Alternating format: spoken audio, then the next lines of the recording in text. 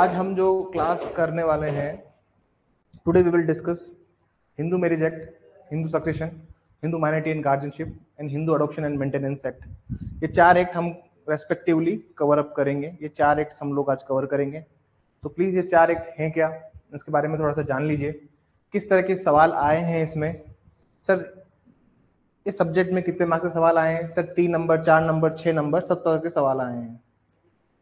Succession में से एक सवाल बनता है, उसको हम करेंगे और मैं आपको सारे क्वेश्चंस दिखाऊंगा। जल्दी से ज्वाइन कर लीजिए सर, जल्दी से। चलिए लेक्चर स्टार्ट करते हैं। देखिए, हिंदू मैरिज एक्ट में या हिंदू सक्सेशन हो, माइनॉरिटी गार्जियनशिप हो या हिंदू अडॉप्शन और मेंटेनेंस एक्ट हो, सबसे पहले मैं कवर करता हूँ वो क्वेश्चन जो पिछले साल आए हैं या लास्ट ईयर के पेपर्स में आए हैं। पहले हम उसको कवर करते हैं और फिर हम लोग आगे बढ़ते हैं, ठीक है। मैं एक सवाल करके आपको बताता रहूंगा and we will move forward, ठीक है। सवाल आपको दिख रहा होगा स्क्रीन पे, प्लीज सवाल देखिए और इसका आंसर हम लोग डिस्कस करते हैं कि क्या आंसर होगा इसका सही, ठीक है। इसका क्या आंसर होगा सही, हम उसको डिस्कस करते हैं। तो this is the question, Hindu male A enter into a marriage to a Hindu female on B, ठीक है, टू बी ऑन 10/3/2017, 10 मार्च 2017 को शादी करी। फिर एक क्रिश्चियन लेडी थी, उसने एक सूट फाइल किया for the permanent injunction to restrain A from the said marriage on the ground that A had already married to C on 22/8/2016 in a temple as per Hindu rituals, as she is legally wedded to A and A has no right to marry again. Whether she is entitled to get injunction, give answers applying relevant provisions of Hindu law. सबसे important चीज है, अगर यहाँ पर ये Hindu law की जगह ये लिख देते कि SRA के अकॉर्डिंग आप आंसर दीजिए, तो फिर हमको सेक्शन 41 मेंशन करना होता। We have to mention 41 in that regard, 41 mention करना होता। लेकिन यहाँ पर इन्होंने SRA नहीं पूछा है, यहाँ पे हिंदू मैरिज एक्ट पूछा है, हम उसके अकॉर्डिंग आंसर देंगे, ठीक है। अगला हिंदू में, हिंदी में अगर आप पढ़ोगे तो हिंदी में लिखा हुआ है इन्होंने, एक हिंदू पुरुष ए ने हिंदू महिला के साथ 10/3/2017 को विवाह किया और सी ने एक ईसाई महिला उक्त विवाह करने से रोकते इस आधार प्रस्तुत करती है कि पूर्व में 22/8/2016 को मंदिर में रीति रिवाज के साथ विवाह कर चुका है। चूंकि वह वैध विवाह था, अतः एक को पुनः विवाह करने का अधिकार नहीं है। सवाल यह है, क्या उसको इंजंक्शन मिलेगा नहीं मिलेगा, उसको निषेधाज्ञा मिलेगी नहीं मिलेगी, हम इसको देखेंगे। क्या उसको व्यादेश दिया जाएगा नहीं दिया जाएगा। सबसे पहले आप हिंदू लोग को बेसिक कंसेप्ट को पकड़िए। देखिए, जब कई इस तरह के सवाल आए तो उसमें लिखना क्या है, करना क्या है। एग्जाम के अंदर हम प्रेशर में होते हैं और हमारा दिमाग उतना एक्टिवली काम नहीं कर पाता। एग्जाम के बाद आप देखोगे तो आप इजीली उसके आंसर पे पहुंच पाओगे, आप इजीली उसको अच्छे से लिख पाओगे। लेकिन पहली बात ये समझिए कि देखिए, सेक्शन 2 में स्टार्ट करता हूँ। Section 2 of Hindu marriage act, section 2 ये बोलता है सर कि हिंदू मैरिज एक्ट सिर्फ हिंदुओं पर लागू होता है, हिंदुओं के अलावा लागू नहीं होता। मतलब ये स्पेसिफिकली बार करता है क्रिश्चियंस मुस्लिम्स के ऊपर। ये क्रिश्चियन के ऊपर नहीं लगेगा, मुस्लिम्स के ऊपर नहीं लगेगा। अब ये स्पेसिफिकली बार करता है। दूसरी बात, सेक्शन 5 ये कहता है, सेक्शन 5 ये स्पेसिफिकली बोलता है कि हिंदू मैरिज एक्ट के लिए जो रिक्विजिट कंडीशन है शादी करने के लिए, वो ये है कि दोनों पार्टनर्स मेल होने चाहिए, दोनों पार्टनर्स हिंदूज होने चाहिए, both partner should be Hindus. अब दोनों पार्टनर्स अगर हिंदूज नहीं है तो उसके क्या कॉन्सिक्वेंसेस होते हैं, उसको भी अगली बार डिस्कस करेंगे। तीसरी चीज हम ये भी डिसाइड करेंगे कि इंजंक्शन मिलेगा नहीं मिलेगा। केस लॉज भी मैं इसमें मेंशन करूंगा, ठीक है ना। केस लॉज भी हम इसमें बताएंगे, क्या केस लॉज आपको इसमें लिखने हैं, ठीक है। किन केस लॉज को आपको इसमें एक्सप्रेसली डिस्कस करना है। सबसे पहले तो हम अगर मान लीजिए मेरे को इसका आंसर लिखना है, सपोज मेरे को इसका अगर आंसर लिखना है तो उसमें इसका आंसर लिखना कैसे स्टार्ट करूंगा, या फिर ये जो सवाल है इसका मैं आंसर किस तरह से लिखूंगा, इसको हम लोग समझ रहे हैं। क्वेश्चन मैंने आपको दिखा दिया कि ठीक है, मैं आपको क्वेश्चन दिखा चुका हूँ। अब इसका अगर मुझे आंसर लिखना है तो मैं इसका आंसर किस तरह से लिखूंगा। प्रीवियस क्वेश्चन की मैं बात कर रहा हूँ। सबसे पहले तो सर ये कि सेक्शन 2 जो है वो क्रिश्चियंस पे नहीं लगता, वो ईसाई पे नहीं लगता, इनके ऊपर एप्लीकेबल नहीं है। हिंदू मैरिज एक्ट का सेक्शन 2 क्रिश्चियंस पे एप्लीकेबल नहीं है। वहीं पे अगर मैं बात करता हूँ सेक्शन 5 जो कंडीशंस की बात करते हैं रिक्विजिट मैरिज के लिए, उसमें भी इन्होंने 2 हिंदूज ही लिखा है, 2 हिंदूज इसको मेंशन किया है। तो कहने का मतलब है सेक्शन 5 की जो एसेंशियल कंडीशन है उसमें 2 हिंदूज दिया हुआ है सर, 2 हिंदू होने चाहिए, both party should be Hindu. अगर दोनों पार्टीज हिंदू नहीं है, दोनों पार्टीज अगर हिंदू नहीं है तो सेक्शन 11 में शादी हो जाएगी वॉइड। सवाल में वो मैडम इस तरह से कह रही हैं कि देखो सर मैंने 22/8/2016 को शादी कर ली थी। सवाल क्या कह रहा है, सवाल समझिए। सवाल ऐसे कह रहा है सर, ऐसे कह रहा है सर कि ए की और सी की शादी हो गई थी 28/8/16, फिर ए बी से शादी कर रहा है ऑन समथिंग मार्च 2017। तो यहाँ पर सवाल ये है कि ये जो शादी है, ये शादी को रोका जाए, इस शादी को नहीं माना जाए, क्योंकि हम ऑलरेडी शादी किया हुआ है हमने। और ये भी कहती है स्पेसिफिकली कि हमने हिंदू रिचुअल से शादी करी है, हमने हिंदू रीति रिवाज से शादी करी है, हमने हिंदू रीति रिवाज से शादी करी है। तो कहने का मतलब क्या कि अगर कोई पार्टी हिंदू रीति रिवाज शादी करती है तो क्या उसको क्या आप हिंदू का स्टेटस दे देंगे? इस केस में सी जो है सर वो क्रिश्चियन है। महिला जो है जिसने पहली शादी करी वो एक क्रिश्चियन महिला है। क्या केस लॉज कहते हैं और क्या इसका आंसर होगा? तो आप जब इसका आंसर लिखें तो सेक्शन 2 लिखेगा, सेक्शन 5 लिखेगा। सेक्शन 5 में भी सेक्शन 5 की 5 कंडीशंस के अंदर ये चीज नहीं है। एक बार प्लीज हिंदू मैरिज एक्ट निकाल लीजिए, प्लीज एक बार हिंदू मैरिज एक्ट निकाल लीजिए, हिंदू मैरिज एक्ट निकालिए प्लीज। हिंदू मैरिज एक्ट में सेक्शन 5 पढ़िए एक बार, सेक्शन 5 पढ़िए। सेक्शन 5 की जो 5 कंडीशंस है उसमें नहीं है ये 2 हिंदूज, भाई 2 हिंदू होने चाहिए, उसमें नहीं दिया हुआ है। सेक्शन 5 की जो 5 कंडीशंस उसमें नहीं है, लेकिन सेक्शन 5 की अगर आप स्टार्टिंग लाइन पढ़ेंगे, सेक्शन 5 पढ़िए एक बार। ए मैरिज में बी सोलोमनाइज्ड बिटवीन एनी 2 हिंदूज, लिखा हुआ है 2 हिंदुओं के बीच विवाह अनुष्ठापित किया जा सकेगा।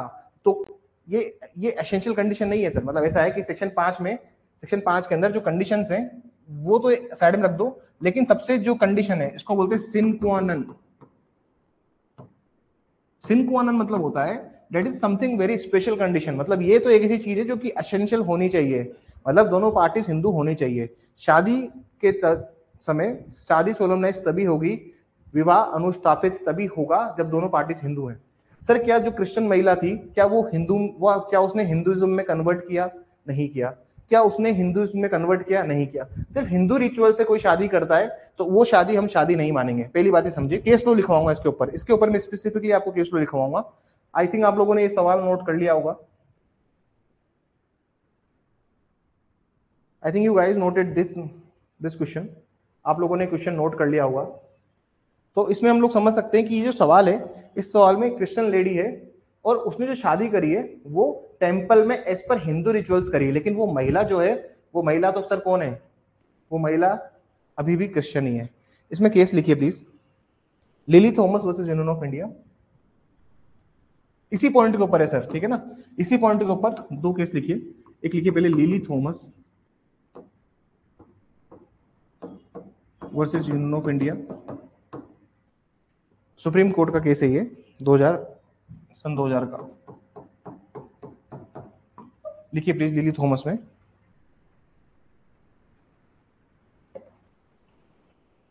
The marriage must be between 2 Hindus. The marriage must be between 2 Hindus. विवाह 2 हिंदुओं के मध्य, विवाह 2 हिंदुओं के मध्य होना चाहिए, विवाह 2 हिंदुओं के मध्य होना चाहिए, विवाह 2 हिंदुओं के मध्य होना चाहिए।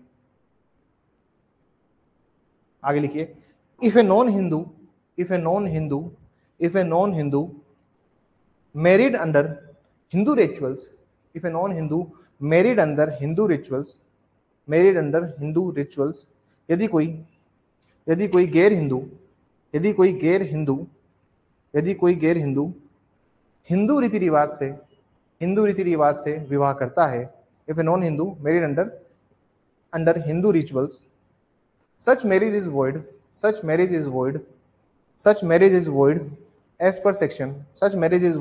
as per section 5, read with section 11. Such marriage is void as per section 5, read with section 11 of Hindu Marriage Act, तो ऐसा विवाह हिंदू विवाह अधिनियम की धारा, तो ऐसा विवाह हिंदू विवाह अधिनियम की धारा 5 सपठित धारा 11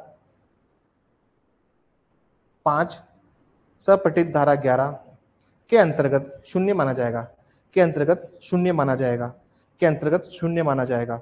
सिर्फ अगर आप ये कहते हो कि मैंने शादी हिंदी रिचुअल से करी है, मैं बोल रहा हूँ कि मैंने शादी जो करी है हिंदू रीति रिवाज से करी है, इसका मतलब ये नहीं कि मेरी शादी जो है वो वैलिड मानी जाएगी Hindu ritual, Hindu marriage act के अंदर वो शादी को मैं वैलिड मानूंगा। हिंदू मैरिज एक्ट के अगर आपको शादी करनी है हिंदू रिचुअल से, तो आपको हिंदू धर्म को अडॉप्ट करना पड़ेगा, हिंदू धर्म को ग्रहण करना पड़ेगा। अगर जब तक आप हिंदुइज्म में कन्वर्ट नहीं होते, आपकी शादी हिंदू मैरिज के अकॉर्डिंग वैध नहीं है, it is not a valid marriage. एक और केस लिखिए ऑन द सिमिलर फैक्ट। ये जो फैक्ट है ना सर, ये जो फैक्ट दिया है एग्जाम के अंदर, इसी फैक्ट पे एक मद्रास हाईकोर्ट का जजमेंट मिला है मुझे, आपको वो जजमेंट लिखवाता हूं मैं। जो क्वेश्चन का फैक्ट है ना सर, इसी फैक्ट के ऊपर एक जजमेंट है मद्रास हाईकोर्ट का, Perumal Gounder versus P Ramaswamy. Perumal Gounder versus P Ramaswamy, it is 1971 supreme court. इसमें लिखिएगा प्लीज, इसमें लिखिएगा a marriage between Hindu and Christians, a marriage between Hindu and Christians solemnized under Hindu rituals, a marriage between Hindu and Christian solemnized under Hindu rituals, यदि कोई ऐसा विवाह जो हिंदू व ईसाई के मध्य हुआ हो, ऐसा विवाह जो हिंदू व ईसाई के मध्य अनुस्थापित किया गया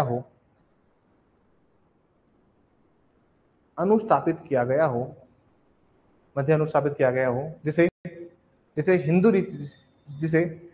रीति रिवाज से पूर्ण किया गया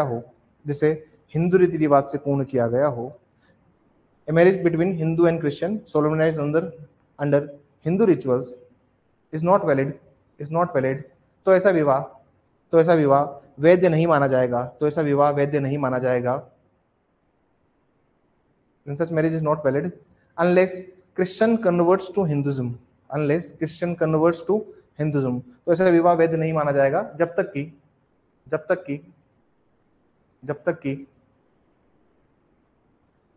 कि ईसाई धर्म वाला व्यक्ति हिंदू धर्म ना अपना ले, क्योंकि शादी तभी हो सकती है जब वो हिंदुज्म को प्रैक्टिस करते हो। आप हिंदुज्म में नहीं प्रैक्टिस करेंगे तो हिंदू मैरिज एक्ट में प्रोटेक्शन नहीं है। आपको जाने का है, अगर मान लीजिए शादी है तो वो हिंदू मैरिज एक्ट के अंदर नहीं आएगा, फिर वो स्पेशल मैरिज एक्ट के अंदर जाएगा। कहाँ जाएगा वो? स्पेशल मैरिज एक्ट के अंदर जाएगा। स्पेशल मैरिज एक्ट में आप जरूर जाके रिलीफ मिल सकता है, बट वो स्पेशल मैरिज एक्ट है। अब हिंदू मैरिज एक्ट में जाके तो इसमें लिखिए लास्ट में आंसर कैसे खत्म करना है। जब कभी भी अगर पूछा है उसने क्या ये उसको प्राप्त होगा या क्या प्राप्त नहीं होगा, तो उसमें लिखना है therefore she is not entitled for any injunction, therefore she is not entitled। उस क्वेश्चन का आंसर आपको यहाँ तक खत्म करना है, therefore she is not entitled for any injunction। इसलिए सी किसी व्यादेश के लिए हकदार नहीं होगी। अगला लिखिए प्लीज, ठीक है ना। ये सवाल यहाँ पर हुआ खत्म। मैं पहले क्या डिस्कस कर रहा हूँ, मैं पहले ये डिस्कस कर रहा हूँ कि लास्ट 3, 4, 5 सालों में क्या सवाल आए हैं इन एक्ट से। सबसे पहले मैं उस चीज को डिस्कस कर रहा हूँ, ठीक है sir.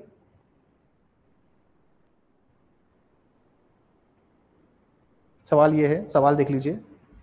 Mention the significant changes introduce in the Hindu succession act 1956 by the way of Hindu succession amendment act 2005। ठीक है सर, सवाल ये है हिंदू उत्तराधिकार संशोधन अधिनियम 2005 द्वारा हिंदू उत्तराधिकार में लाए गए बदलावों का उल्लेख कीजिए। This is one question. एक और सवाल आया इसका, मैं एक और सवाल आपसे डिस्कस करता हूँ। एक तो ये क्वेश्चन आया इसमें, there is one more question जो उन्होंने पूछा है, ये नहीं, there is one more question, इसी पे एक और क्वेश्चन आया है सर। 6 नंबर का सवाल आया सर, ये वाला, ये सक्सेशन का क्वेश्चन है। दिस इज 6 मार्क्स क्वेश्चन, ये 6 नंबर का सवाल है। Do you think that Hindu succession amendment act 2005 has removed the gender discrepancies in Hindu and female have equal right to property? Discuss। ये 6 नंबर का सवाल आया सर। इसका आंसर हम लोग थोड़ा लंबा लिखेंगे। जितने भी केस लॉज आए हैं जितनी भी इसमें कॉन्ट्राडिक्शन केसेस है मैं वो भी डिस्कस करूंगा, कि 6 नंबर का सवाल है और 6 नंबर में we have to write everything, we have to mention everything, we have to mention everything. पर पहले हमें समझना पड़ेगा कि ये अमेंडमेंट है क्या, थोड़ा सा समझने की कोशिश कीजिएगा, ठीक है ना सर। देखिए sir, section 6 Hindu succession act, section 6 Hindu succession act, ठीक है sir. Hindu succession act, Hindu उत्तराधिकार अधिनियम, हिंदू सक्सेशन एक्ट के सेक्शन 6 में एक अमेंडमेंट आया। अमेंडमेंट की तारीख थी 9 सितंबर 2005। इसके मतलब लागू करने की, इन्फोर्स की जो तारीख थी 9 सितंबर 2005। यहां से बहुत बड़ा विवाद स्टार्ट हुआ। देखो सर, ऐसा है कि जो अमेंडमेंट आया, इसके पहले की स्थिति बताऊंगा पहले मैं आपको, कि पहले क्या था और अमेंडमेंट आने के बाद में क्या हुआ, ठीक है सर। आपको दोनों कंडीशंस बताऊंगा, बिफोर और आफ्टर मैं आपको दोनों बताऊंगा, कि पहले क्या कंडीशन हुई एंड आफ्टर में क्या कंडीशन हुई, कि पहले क्या कंडीशन थी और बाद में क्या कंडीशन थी। सबसे पहले हम ये समझेंगे। देखो, पहले ऐसा था कि सिर्फ मेल को ही, केवल पुरुष व्यक्ति को ही जॉइंट हिंदू प्रॉपर्टी का वो हकदार था। सिर्फ मेल को ही जॉइंट हिंदू प्रॉपर्टी दी जाती थी, मतलब एक पुरुष व्यक्ति को ही, एक पुरुष को ही संयुक्त हिंदू संपत्ति दी जाती थी, ठीक है ना सर। एक पुरुष को ही संयुक्त हिंदू संपत्ति दी जाती थी। सिर्फ मेल ही थे जो एंटाइटल थे जॉइंट हिंदू प्रॉपर्टी में, फीमेल एंटाइटल नहीं थी। उसके पहले क्या था, no birth right to daughters, संपत्ति प्राप्त करने का जन्म से पुत्रियों को कोई अधिकार नहीं था। पुत्रियों को जन्म से संपत्ति प्राप्त करने का अधिकार नहीं होता था 2005 के पहले। किसकी बात कर रहा हूं मैं सर, मैं बात कर रहा हूं 2005 के पहले की बात कर रहा हूं मैं, ठीक है ना सर। 2005 के पहले इनको कोई राइट नहीं था। दूसरा डॉटर का सिर्फ एक राइट होता था पहले, डॉटर को सिर्फ एक अधिकार था कि हस्बैंड, जो शादी होने के बाद में हस्बैंड की प्रॉपर्टी पर अधिकार होगा सिर्फ, कि पति की संपत्ति पर अधिकार था डॉटर का, और कोई अधिकार उसको महिला को नहीं था। प्रॉपर्टी का कोई राइट नहीं था।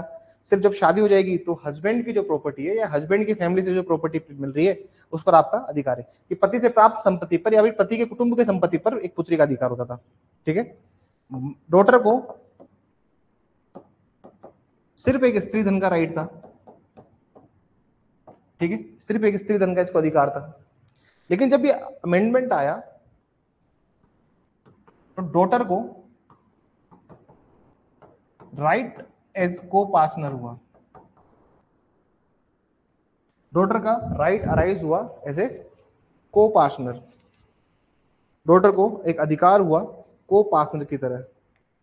पुत्री को भी एक अधिकार देने लगे हम सक्सेशन में, कि इनको भी को पार्टनर की तरह पूरी प्रॉपर्टी में अधिकार है, इनका भी एक पूरा राइट है एज ए को पार्टनर, कैसे को पार्टनर, इनको भी पूरा अधिकार है।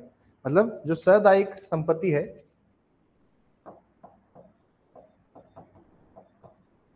एक सदायिक अधिकार है पुत्रियों को भी। जब ये अमेंडमेंट आया, इस अमेंडमेंट ने ये बोला कि बेटियों को भी इक्वल राइट है, समान रूप से अधिकार है, बेटियों को अभी इक्वल रूप से लायबिलिटी है, इनका दायित्व भी समान रूप से, इक्वल राइट इक्वल लायबिलिटी, ठीक है।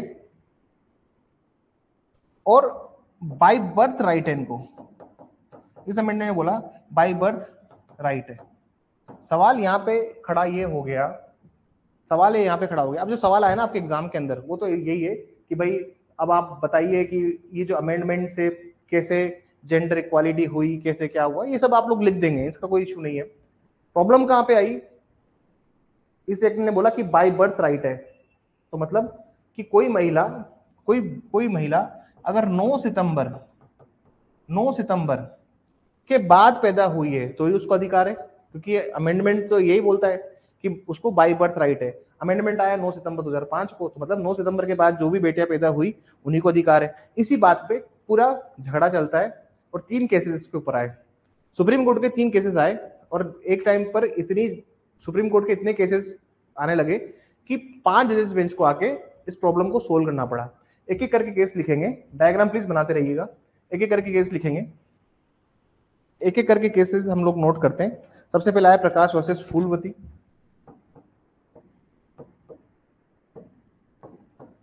Prakash versus Phoolwati 2006 supreme court, 2016 supreme court, 2016 supreme court. इसमें लिखिए प्रकाश वर्सेस फूलवती में, it was held that it was held that it was held that ये अभिनेत किया गया कि इट वाज हेल्ड दैट ये अभिनेत किया गया कि point number 1, it was held that point number 1। जब कभी भी मल्टीपल गाइडलाइंस हो तो उसको इस फॉर्मेट में लिखा करो ताकि एग्जामिनर का सीधा ध्यान गाइडलाइंस पे जाए। ठीक है ना। बच्चे क्या करते हैं सर, आंसर राइटिंग करते समय इसको पूरा ऐसे खोज खोज करके लिखते हैं, तो फिर वो एग्जामिनर को दिक्कत होती है चेक करने में, वो कोई पॉइंट वर्ड नहीं डालते, उसे लिखेगा it was held that the property the right, it was held that so and so, ऐसे मत लिखो। This is not the right way, this is not the appropriate way to write. देखिए exam में ना समय कम होता है, हमारे पास भी और एग्जामिनर के पास भी समय कम है आपकी कॉपी चेक करने का। आप सीधा उनको वो दिखाइए जो उनको देखना है, आप सीधा उनको वो दिखाइए जो उन्हें देखना है। It was held that point number 1 लिखो। This amendment is in prospective nature, this amendment is in prospective nature. 2005 का संशोधन, 2005 का संशोधन भविष्य लक्ष्य है, 2005 का संशोधन भविष्य लक्ष्य है। सेकंड पॉइंट लिखना, father must be father must be leave on father must be leave on 9 September 2005, 9 September 2005 so that daughter can claim, so that daughter can claim। 9 सितंबर 2005 को 9 सितंबर 2005 को 9 सितंबर 2005 को पिता का जीवित होना आवश्यक है, पिता का जीवित होना आवश्यक है, पिता का जीवित होना आवश्यक है ताकि ताकि पुत्री दावा कर सके, ताकि पुत्री दावा कर सके। थर्ड पॉइंट लिखिए, थर्ड पॉइंट लिखिए, if father died if father died if father died before 9 September 2005, if father died 9 सितंबर 2005, यदि पिता की मृत्यु यदि पिता की मृत्यु यदि पिता की मृत्यु 9 सितंबर 2005 के पूर्व हो गई है, यदि पिता की मृत्यु 9 सितंबर 2005 के पूर्व हो गई है, then the daughter does not get co-parental right, then the daughter does not get co-parental right हो गई है तो पुत्री को सादायिक संपत्ति में हक नहीं मिलेगा, सादायिक संपत्ति में हक नहीं मिलेगा, सादायिक संपत्ति में हक नहीं मिलेगा। मतलब ये जजमेंट ने बोल दिया कि देखो, सबसे पहले तो क्या बोला इन जजमेंट ने कि एक तो प्रोस्पेक्टिव होता है, कहने का मतलब ये है कि 9 सितंबर 2005 के बाद में जो बेटियां पैदा हुई है सिर्फ उन्हीं को प्रॉपर्टी प्राप्त करने का अधिकार है। प्रोस्पेक्टिव मतलब भविष्य लक्ष्य, मतलब जो 9 सितंबर 2005 के बाद में पैदा हुआ है उसी को प्रॉपर्टी मिलेगी। बेटी जो मान लीजिए कोई बेटी 8 सितंबर 2005 को पैदा हुई या तो उसको संपत्ति में अधिकार नहीं मिलेगा। इस जजमेंट ऐसा कहता था।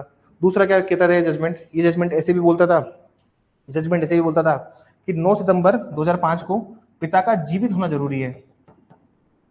इसके पीछे क्या रीजनिंग उन्होंने ये दिया कि देखिए होता क्या है ना कि कोपास्टरी प्रॉपर्टी जो होती है, जैसे ग्रैंडफादर से फादर को आई, फादर से डॉटर को आई। अगर मान लीजिए फादर की डेथ हो गई थी तो जितने भी ग्रैंडफादर के जो बाकी बेटे हैं, जितने भी फादर के जो भाई हैं, जितने भी भाई हैं उनके अंदर फादर की प्रॉपर्टी चली जाएगी विडो का शेयर छोड़ के। तो कहने का मतलब ये कि डॉटर को राइट नहीं मिलता था, तो कहने का मतलब है कि फादर जीवित होने चाहिए थे 9 सितंबर 2005 को। इन्होंने ऐसा बोला 9 सितंबर 2005 को फादर का जीवित होना आवश्यक था। तीसरा जो इन्होंने गाइडलाइंस बोली, इन्होंने ये भी बोला कि अगर पिता की मृत्यु हो जाती है 9 सितंबर के पहले तो कोई अधिकार नहीं मिलेगा। तो टेक्निकल बात है, इस केस में बोला, ये बात बोली गई। इसके बाद एक जजमेंट आया धनम्मा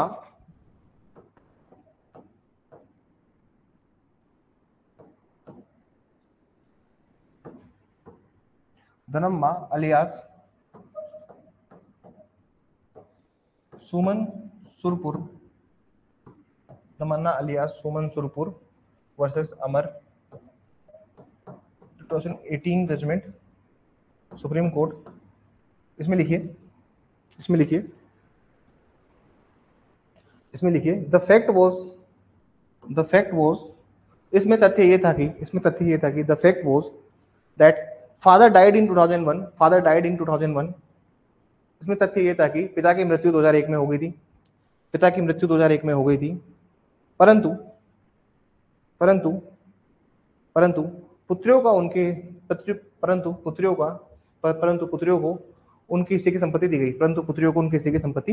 दी गई, but the daughters were given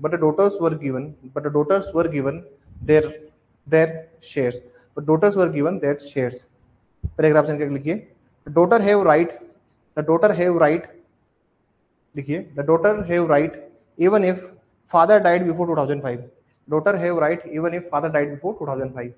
ये कह रहे हैं सर कि 2001 में इनके फादर एक्सपायर हो गए थे, सुप्रीम कोर्ट ने बोला कि नहीं फिर भी इनको राइट है, डॉटर को फिर भी हम राइट रिकॉग्नाइज करते हैं। मतलब ये जो जजमेंट था, ये जजमेंट उसको ओवररूल नहीं कर पा रहा था, वो भी 3 जजेस बेंच से, ये भी 3 जजेस बेंच से, ये जजमेंट ओवररूल नहीं कर पा रहा था, लेकिन इसने बोला कि देखो इनको अधिकार है, daughter have right even if father died before 2005। देखिए, पुत्रियों को वही अधिकार प्राप्त होगा, चाहे पिता की मृत्यु 2005 के पूर्व हो गई हो, अब ये यहाँ पर दिक्कत ये हो गई थी सर कि एक जजमेंट कह रहा था कि नहीं मिलेगा, दूसरा जजमेंट कह रहा था मिलेगा, तो प्रॉब्लम क्या हो गई थी, फिर केस आया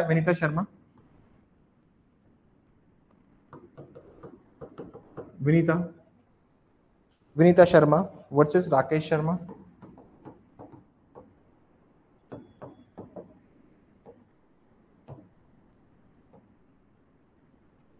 2020 का जजमेंट था, कोविड के टाइम आया था सर जजमेंट। इससे 5 जजेस बेंच, इट वाज ए 5 जजेस बेंच। लिखिए इसमें लिखिए please, 2005 amendment is retrospective in nature. 2005 amendment क्या पॉइंट इसमें हेल्ड किए, पहला पॉइंट लिखिए, 2005 अमेंडमेंट इज रेट्रोस्पेक्टिव नेचर। 2005 का संशोधन 2005 का संशोधन भूतलक्षी है। 2005 का संशोधन भूतलक्षी है। Second, the daughters become co-partner by birth. पुत्रियां सदायिक अधिकार जन्म से ही रखेंगी। पुत्रियां सदायिक अधिकार जन्म से ही रखेंगी, irrespective of, आगे लिखिए, irrespective of whether father is alive or not,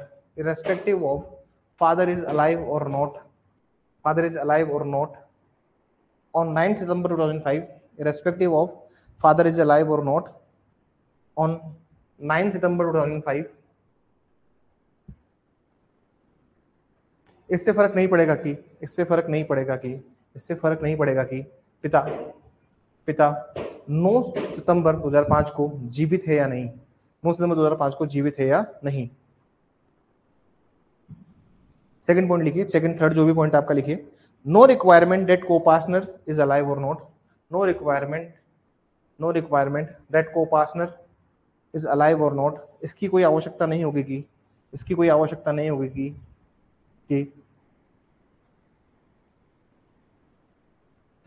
सदायिक संपत्ति का हक रखने वाले जीवित है या नहीं, सदायिक संपत्ति का हक रखने वाले जीवित है या नहीं। चौथा पॉइंट लिखिए, now the daughters have full right in the property. अब पुत्रियों को संपत्ति में समान हक प्राप्त है।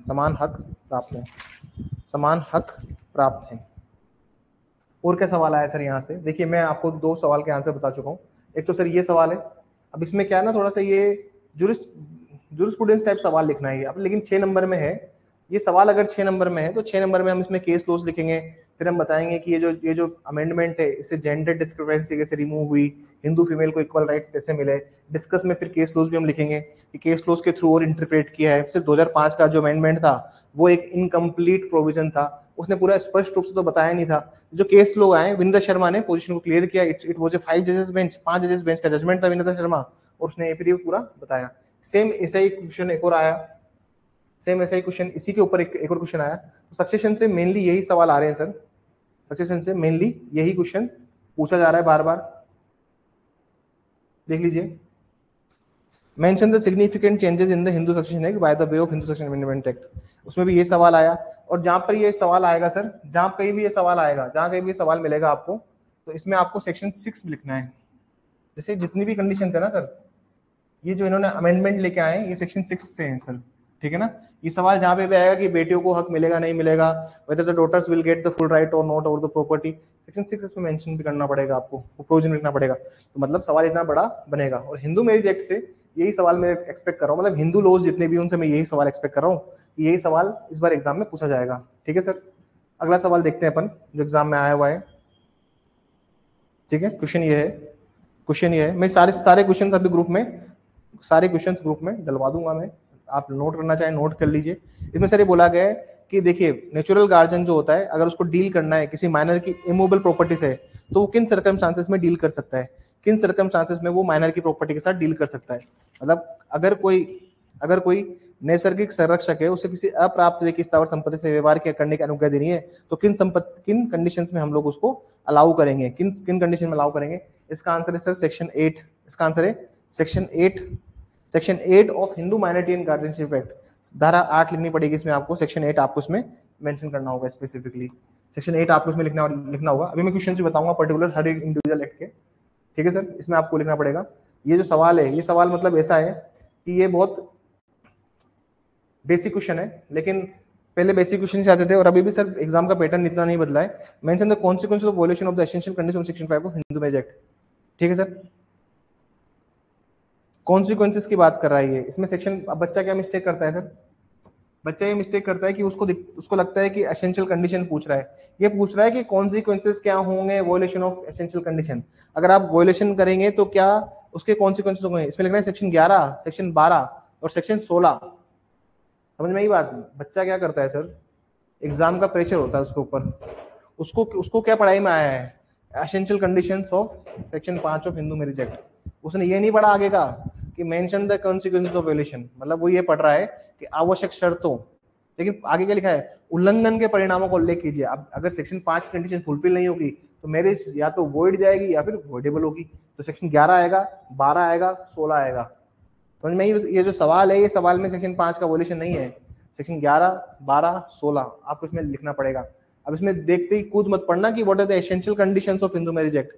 अरे सर एग्जाम में हम वही पढ़ते हैं जो हमें आता है और हमें लगता है कि यार ये चीज तो हम 2 मिनट में लिख के खत्म करेंगे। ठीक है सर, ये बिल्कुल ध्यान रखिएगा इन चीजों का। कॉन्सिक्वेंसेस पूछे हैं तो कॉन्सिक्वेंसेस में कॉन्सिक्वेंसेस ही लिखने होंगे। ठीक है सर, ठीक है सर, अगला सवाल देखते हैं और क्या सवाल आए यहां से।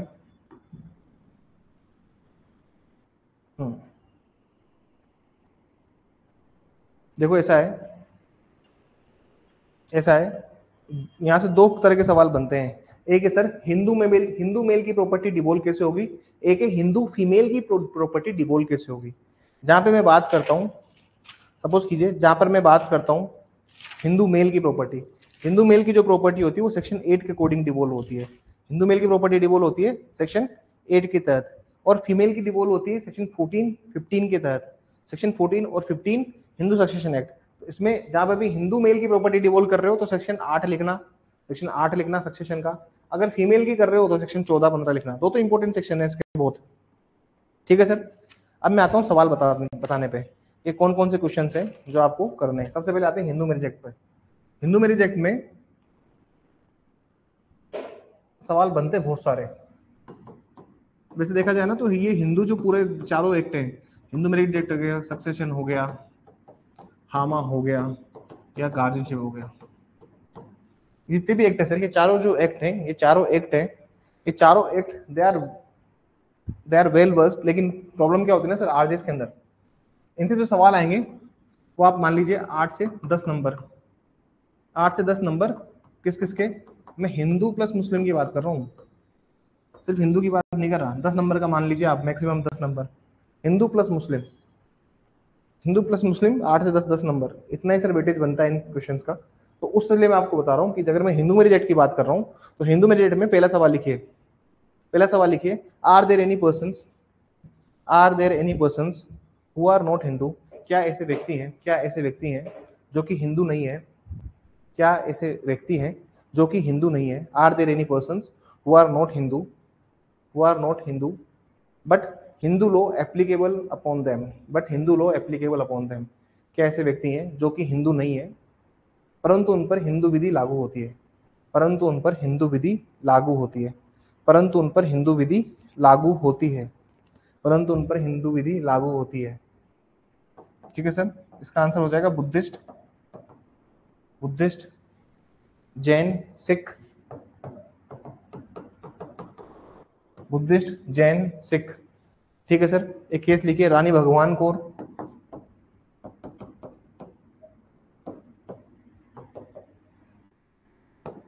रानी भगवान कौर वर्सेस जेसी बोस।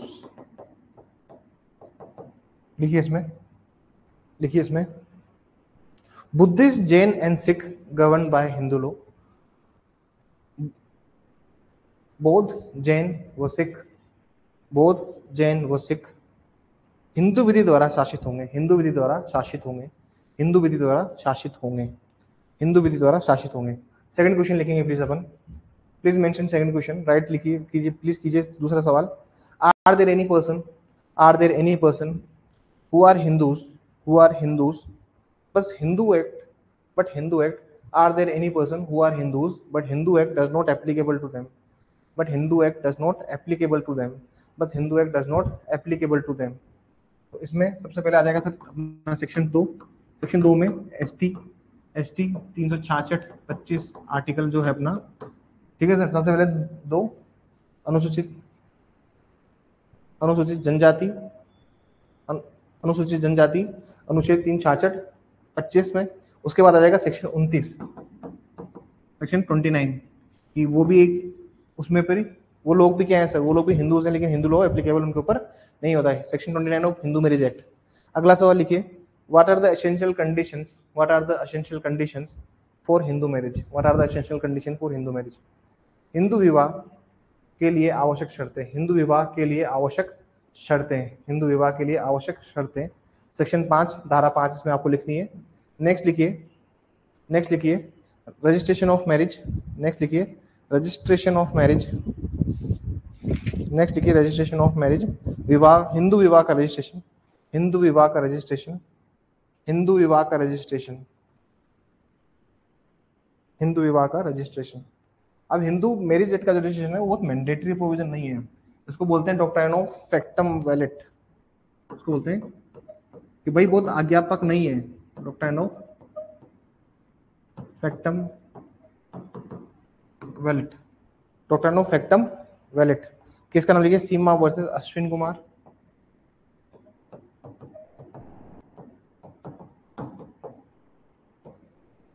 सीमा versus Ashwin Kumar.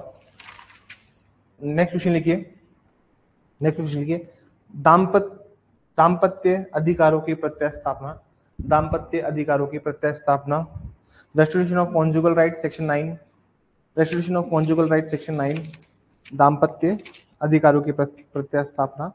Next question लिखिए, what do you mean by judicial separation, न्यायिक पृथक्करण से क्या तात्पर्य है, न्यायिक पृथक्करण से क्या तात्पर्य है, न्यायिक पृथक्करण से क्या तात्पर्य है, सेक्शन 10, सेक्शन 10। ठीक है, नेक्स्ट लिखिए, what are the consequences, what are the consequences, what are the consequences when essential condition of marriage has failed, when essential condition of marriage has failed। जहाँ कहीं हिंदू विवाह की आवश्यक शर्तों, जहाँ कहीं हिंदू विवाह की आवश्यक शर्तों की पालना ना की जाए, जहाँ कहीं हिंदू विवाह की आवश्यक शर्तों की पालना ना की जाए तो उसके क्या प्रभाव होंगे, तो उसके क्या प्रभाव होंगे, तो उसके क्या प्रभाव होंगे, तो उसके क्या प्रभाव होंगे। You have to mention section 11 and 12, section 11 and 12, धारा 11 और धारा 12। सेक्शन 11 जो है वो शून्य विवाह से डील करती है, वो वॉइड मैरिजेस से डील करती है। सेक्शन 12 वॉइडेबल मैरिज से डील करती है, शून्य करनीय विवाह से डील करती है। नेक्स्ट क्वेश्चन लिखिए, नेक्स्ट क्वेश्चन लिखिए, what are the grounds for divorce, what are the grounds for divorce, what are the grounds for divorce, what are the grounds for divorce.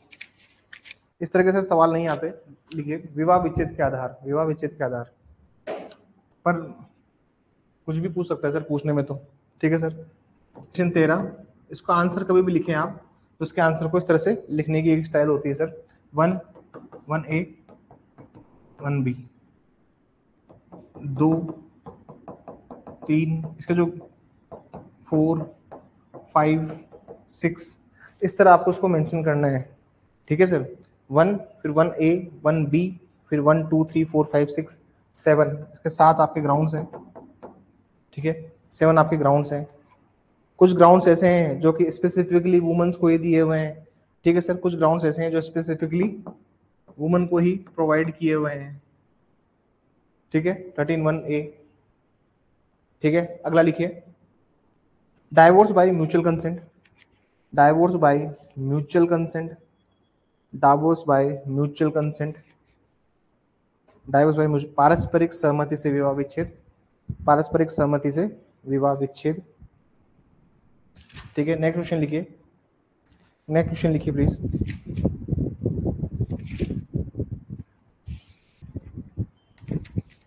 Next question लिखिए, court to which petition shall be presented, court to which petition shall be presented, किस न्यायालय में अर्जी उपस्थापित की जाएगी, किस न्यायालय में अर्जी उपस्थापित की जाएगी, किस न्यायालय में अर्जी उपस्थापित की जाएगी, अर्जी उपस्थापित की जाएगी। That is section 19, that would be section 19, that would be section 19, that would be section 19। Next लिखिए 21A 21B, अगर पेपर टफ आया तो ये सब पूछेंगे सर, ठीक है ना। अगर पेपर टफ आता है तो ये सब पूछेंगे, अगर पेपर आसान आएगा तो फिर कंडीशंस, RCR, जुडिशियल सेपरेशन, इस टाइप के सवाल आएंगे। तो 21A 20B अगर पेपर टफ आएगा तो, ठीक है। नेक्स्ट लिखिए, मेंटेनेंस, मेंटेनेंस पेंडलाइट और परमानेंट एलिमनी, 24 और 25, 24 और 25, सेक्शन 24 25, सेक्शन 24 25, ठीक है। वाद लंबित रहते समय भरण पोषण, लंबित रहते समय भरण पोषण, और सेक्शन 25 जो है वो बात करता है परमानेंट एलिमनी की, किसी बात करता है परमानेंट एलिमनी की, स्थायी निर्वाहिका की बात करता है, एक बार में पैसा देके खत्म करने वाले मैटर की बात करता है। अगला एक्ट लिखेंगे please, Hindu adoption, Hindu marriage and guardianship act, Hindu marriage and guardianship act, Hindu marriage and guardianship act, Hindu marriage and guardianship act, please आ जाइए।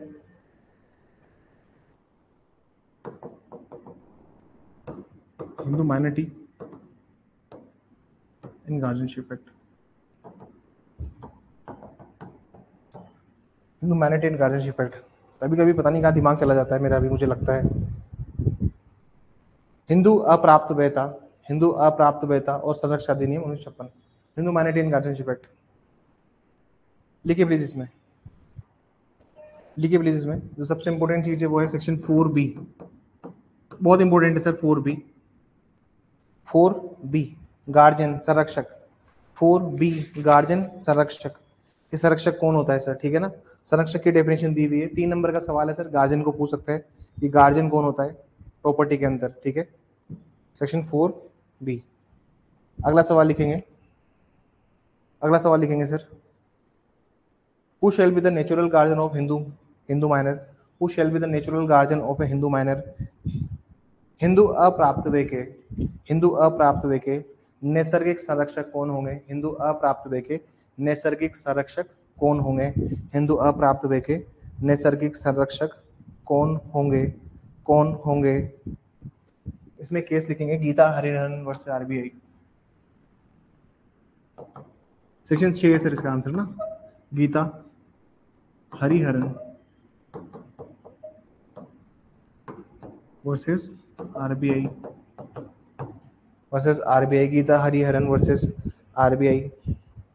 अब इस केस में लिखिए क्या बोला था सुप्रीम कोर्ट ने, इस केस में लिख बोला था, if father has not died, if father has not died but he is incapable, if father has not died but he is incapable, यदि यदि पिता की मृत्यु नहीं हुई है, यदि पिता की मृत्यु नहीं हुई है, यदि पिता की मृत्यु नहीं हुई है, परंतु वह असमर्थ है, परंतु वह असमर्थ है, तो उस स्थिति में if father has not died but he is incapable, then then then the mother will also become, then the mother will also become, then the mother will also become natural guardian।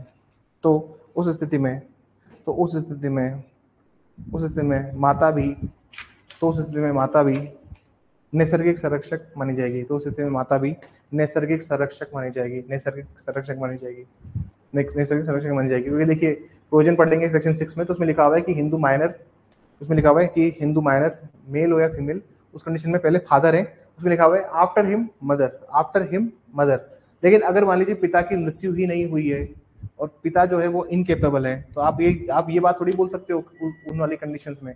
क्या आप उन conditions में वाली बात बोलेंगे कि भाई जो माता है आप उनको मौका नहीं देंगे? तो सुप्रीम कोर्ट ने इस गीता हरिहरन वर्सेस आरबीआई में बोला कि मदर को हम लोग मानेंगे, मदर को हम लोग मानेंगे। अगला सवाल लिखिए, what are the powers of natural guardian, what are the powers of natural guardian, what are the powers of natural guardian. नैसर्गिक संरक्षक की शक्तियां, नैसर्गिक संरक्षक की शक्तियां, नैसर्गिक संरक्षक की शक्तियां। अगला लिखिए, सेक्शन 8 होगा इसका, ठीक है ना, सेक्शन 8 आएगा इसका। नेक्स्ट क्वेश्चन लिखिए, नेक्स्ट क्वेश्चन लिखिए, what are the powers of testamentary guardian, what are the powers of testamentary guardian, testamentary guardian. वसीयती संरक्षक की शक्तियों के बारे में बताइए, वसीयती संरक्षक की शक्तियों के बारे में बताइए।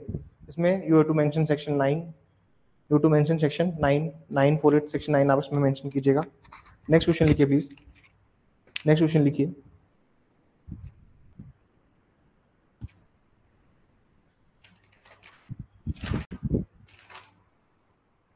नेक्स्ट क्वेश्चन लिखेंगे प्लीज।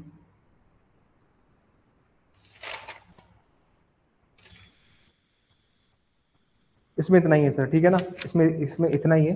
इसमें सेक्शन 9, 8, 9 जो है वो एक बार देख के जाइएगा। नेक्स्ट सवाल लिखिए, हामा में, HAMA, Hindu adoption and maintenance act, Hindu adoption and maintenance act, ठीक है सर, ठीक है। सबसे पहले लिखिए, what are the requisite for, what are the requisite for valid adoption, what are the requisite for valid adoption, what are the requisite for valid adoption, what are the requisite for valid adoption।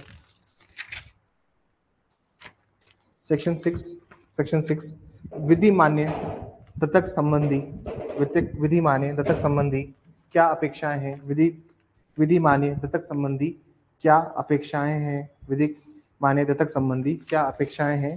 इसमें 6 भी लिखनी है आपको। Section अगर ये बड़ा आएगा सवाल तो सेक्शन 6 और सेक्शन 11 दोनों मेंशन कीजिएगा, इसमें दोनों सेक्शन मेंशन कीजिएगा इसमें, ठीक है सर। सेक्शन 6 और सेक्शन 11 अगर ये सिर्फ 3 नंबर में आता है तो सेक्शन 6 लिखना है आपको। लेकिन अगर ये मान लीजिए 4 नंबर या 6 नंबर में पूछ ले ऐसे, तो 11 भी आपको मेंशन करना होगा इसके अंदर, 11 भी आपको मेंशन करना होगा, डिपेंड करता है कितने मार्क्स में सवाल पूछते हैं वाला, ठीक है। नेक्स्ट क्वेश्चन लिखिए, who can take in adoption, who can take in adoption, who can take in adoption, who can take in adoption।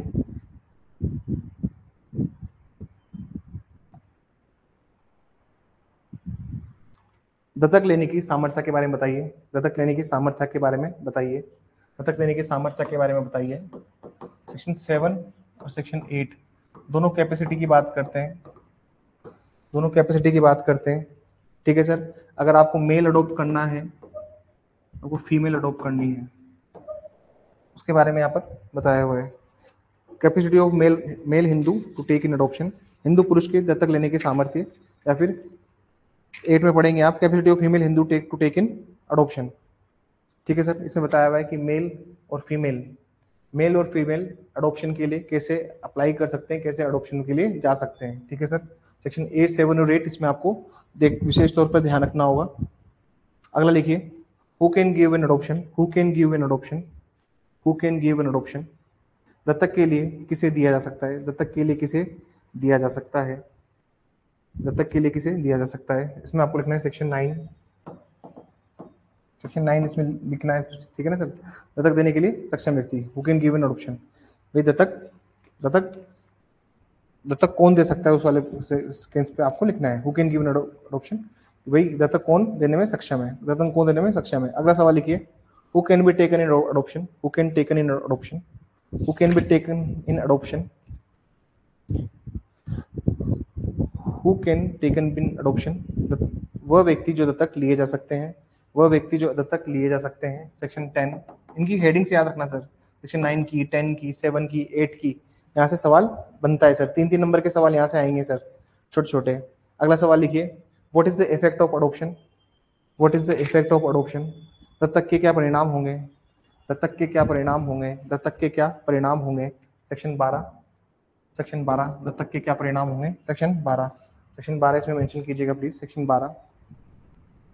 Next सवाल लिखिए please, what are the presumption as to, what are the presumption as to, what are the presumption as to registered document relating to adoption, what are the presumption as to registered document relating to adoption, what are the presumption as to registered document relating to adoption। दत्तक से संबंधित रजिस्ट्रीकृत दस्तावेजों के बारे में अवधारणा, दत्तक से संबंधित रजिस्ट्रीकृत दस्तावेजों के बारे में अवधारणा। सेक्शन 16 कि क्या प्रिजम्पशन लगेगा, अगर कोई भी अगर अडॉप्शन रजिस्टर्ड है तो शेल प्रिज्यूम लगेगा सर इसमें। ठीक है ना, अवधारणा की जा सकेगी, उपधारणा की जाएगी। ठीक है ना सर, उपधारणा की जाएगी। ठीक है, लास्ट लिखिए अपना जो एक्ट है, succession act, Hindu succession act. इसके क्वेश्चन एक बार देख लेते हैं सर, हिंदू सक्सेशन एक्ट के, सक्सेशन के क्वेश्चन एक बार देख लेते हैं। पहला सवाल लिखिए, where the Hindu succession act would not be applicable, where the Hindu succession act would not be applicable. किन मामलों में, किन मामलों में, किन मामलों में हिंदू उत्तराधिकार अधिनियम लागू नहीं होगा, किन मामलों में हिंदू उत्तराधिकार अधिनियम लागू नहीं होगा, हिंदू उत्तराधिकार अधिनियम लागू नहीं होगा। सेक्शन 5, सेक्शन 5, सेक्शन 6 हमने डिस्कस किया ही सर, उसका जो अमेंडमेंट है 2005 का, वही सर सबसे इंपॉर्टेंट क्वेश्चन है यहाँ का, सेक्शन 8 का सबसे इंपॉर्टेंट क्वेश्चन ही वही है, सेक्शन 5 का, सेक्शन 6। ठीक है सर, नेक्स्ट जो इंपॉर्टेंट है वो है सेक्शन 8, सेक्शन 14 और सेक्शन 15। सेक्शन ये भी आरजेएस में आया हुआ है सर, ये भी आरजेएस में आया हुआ है। ठीक है सर, कि अगर मेल इंटेस्टेड उसकी डेथ होती है, अगर कोई निर्वसतीय कोई पुरुष मर जाता है, निर्वसतीय पुरुष उसकी मृत्यु हो जाती है, या निर्वसतीय कोई महिला की मृत्यु हो जाती है, तो किन सेक्शन से गवर्न होंगे। ठीक है सर, ये दोनों प्रोविजंस इंपॉर्टेंट है। एक और सेक्शन है सेक्शन 25, ये सेक्शन 25 बोलता है कि मर्डरर जो है वो डिस्क्वालीफाई है, मर्डरर जो है वो डिस्क्वालीफाई है, मर्डरर डिस्क्वालीफाई है, मर्डरर डिस्क्वालीफाई है, मर्डरर डिस्क्वालीफाई होता है। एक सवाल हमसे मिस हो गया इसके अंदर, Hindu adoption and maintenance act में एक सवाल मिस हो गया अपन से, प्लीज एक बार Hindu adoption and maintenance act में आना, इसमें क्वेश्चन अपन से मिस हो गया। ठीक है, इसमें सेक्शन 18, सेक्शन 19, सेक्शन 20, तीनों इंपॉर्टेंट सेक्शन है मेंटेनेंस के लिए। ठीक है ना, 18 में जो है, 18 में कोई हिंदू वुमन अगर सेपरेटली रह रही है, क्वेश्चन लिखिए, what are those circumstances, please में लिखिए, what are those circumstances where Hindu woman living separately, what are those circumstances where Hindu woman living separately can take maintenance, where Hindu woman living separately can take maintenance, can take maintenance.